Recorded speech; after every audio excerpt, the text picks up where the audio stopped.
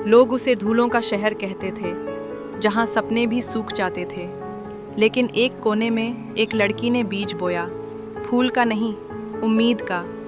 वो रोज़ ज़मीन से कहती, उग जाओ। लोग हंसते और कहते, पगली है, ये ज़मीन तो बंजर है। फिर एक दिन एक हरा पत्ता सूरज की ओर बढ़ा, कुछ बदलने लगा। लड़की ने पानी दिया, किसी ने घास साफ की, रंग लौटे, चेहरे खिले। अब वो शहर उदास नहीं रहा, और इन सब के बीच खड़ी थी वो लड़की जिसने भरोसा नहीं छोड़ा। उम्मीद सिर्फ उगी नहीं, फैल गई, क्योंकि कभी कभी एक छोटा बीज पूरे शहर की कहानी बदल सकता है। अगर आप भी बदलाव चाहते हैं तो एक उम्मीद ज़रूर बोइए। कथा आरोग्य। कहते हैं खत दिल की आवाज होते हैं। आज मैं भी एक खत लिख रहा हूँ अपनी मम्मी के लिए, जो अब आसमान में रहती हैं। मैंने अपनी बात एक पतंग में बांध दी है और उसे आजाद कर दिया है। जाओ, उड़ जाओ, और जहाँ भी मम्मी हो उन्हें ये खत पहुँचा दो। कई दिन बीत गए, जवाब की उम्मीद में थक गई थी। फिर एक सुबह दरवाजे पर एक अजनबी खत मिला। लिखा था, तुम्हारे शब्द मेरे दिल तक पहुँचे। मैं भी किसी अपने को खो चुका हूँ, लेकिन तुम्हारे खत ने मुझे फिर से जीना सिखाया। वही पतंग अब किसी और की उम्मीद बन चुकी थी। दो अनजान दिल एक ही हवा से जुड़ गए, और शायद यही तो असली जादू है। जब हम कुछ छोड़ते हैं तो कुछ नया पा लेते हैं। यादें रहें, बोझ नहीं, उड़ने दो उन्हें भी और खुद को भी। कथा आरोग्य। एक तूफानी रात थी। बिजली की गर्जन, हवाओं की चीखें और एक वीरान टूटा फूटा घर। सब कुछ कांप रहा था, लेकिन उस अंधेरे के बीच एक छोटी सी मोमबत्ती जल रही थी। कोई उसे देख नहीं रहा था, कोई उसकी तारीफ नहीं कर रहा था, लेकिन फिर भी वो जल रही थी। हर झोंके के साथ उसकी लौ डगमगाई। कई बार लगा अब बुझ जाएगी, लेकिन नहीं, वो टिकी रही। Because even in the loneliest place and in the darkest hour, a small light can still shine. सुबह हुई, तूफान चला गया। वो मोमबत्ती अब भी जल रही थी, शांत, स्थिर और विजयी। यही हमारी ताकत है। शोर से नहीं, रोशनी से जिंदा रहो, क्योंकि सच्ची रोशनी सबसे गहरे अंधेरे में चमकती है। कथा आरोग्य, और कथा ऑफ इनर स्ट्रेंथ।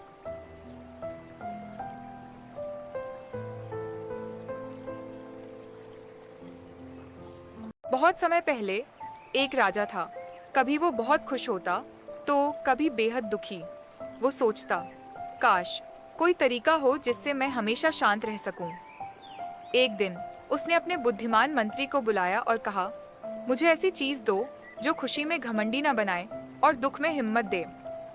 मंत्री मुस्कुराया और एक छोटी सी अंगूठी राजा को दी। राजा ने पूछा, इसमें क्या खास है? मंत्री बोला, जब भी इसे देखोगे एक बात याद आएगी। राजा ने अंगूठी को गौर से देखा। उस पर लिखा था, यह समय भी गुजर जाएगा। जब राजा बहुत खुश होता, वो अंगूठी देखता और सोचता, ये भी चला जाएगा। घमंड क्यों? जब दुखी होता, वो फिर देखता, ये भी चला जाएगा। हार नहीं माननी चाहिए। और इस तरह राजा हमेशा शांत और समझदार बना रहा। जब राजा एक बड़ा युद्ध हार गया, राजमहल की दीवारें उसे और भी भारी लगने लगी। वो अकेला बैठा था और उसका दिल टूट चुका था। उसे लगा जैसे अब कुछ नहीं बचा, ना सत्ता का गर्व, ना जीत की चमक, बस खालीपन। तभी उसकी नजर पड़ी उस जादुई अंगूठी पर, जिसे कभी उसके मंत्री ने दिया था। वो अंगूठी धीरे से चमकी और उस पर लिखा था, ये भी बीत जाएगा। राजा ने गहरी सांस ली, आंखें बंद की और खुद से कहा, दुख भी हमेशा नहीं रहता। फिर क्या था? उसने अपने सैनिकों को बुलाया, प्रजा के साथ खेतों में काम किया, टूटी इमारतों को फिर से खड़ा किया। वो अब घमंड से नहीं, बुद्धि, धैर्य और विनम्रता से राज करता था। हर मुस्कान में सच्चाई थी और हर हार में सबक। अंगूठी ने दुनिया को नहीं बदला, उसने राजा के दिल को बदल दिया। ये भी बीत जाएगा। अब राजा का दिल बदल चुका था। वो अब महलों से बाहर निकलकर प्रजा के बीच बैठता, उनकी बातें सुनता और उनके दुख बांटता।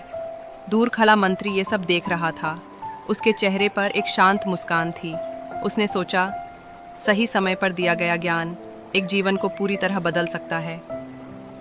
राजा अब वृद्ध हो चुका था। उसने वही जादुई अंगूठी अपने बेटे को सौंप दी और कहा, बेटा, जब भी मन डगमगाए, इस अंगूठी को देख लेना। ज्ञान का असली चमत्कार यही है, ये सिर्फ एक इंसान को नहीं, पूरी पीढ़ियों को दिशा दे सकता है। ये समय के साथ आगे बढ़ता है और लोगों को भीतर से मजबूत बनाता है।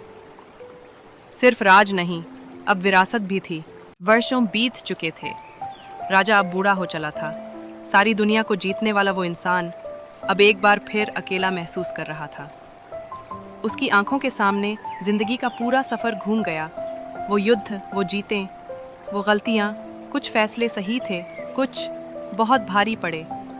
तभी उसकी नज़र पड़ी उसी जादुई अंगूठी पर, जिसने उसे सालों पहले जीवन का सबसे बड़ा सबक सिखाया था। उसने मुस्कुराकर कहा, हाँ, यह भी बीत जाएगा।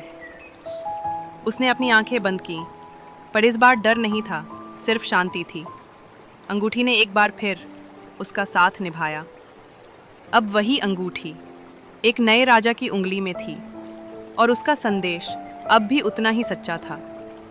समय चलता रहता है, पर सच्चा ज्ञान कभी पुराना नहीं होता। कथा आरोग्य।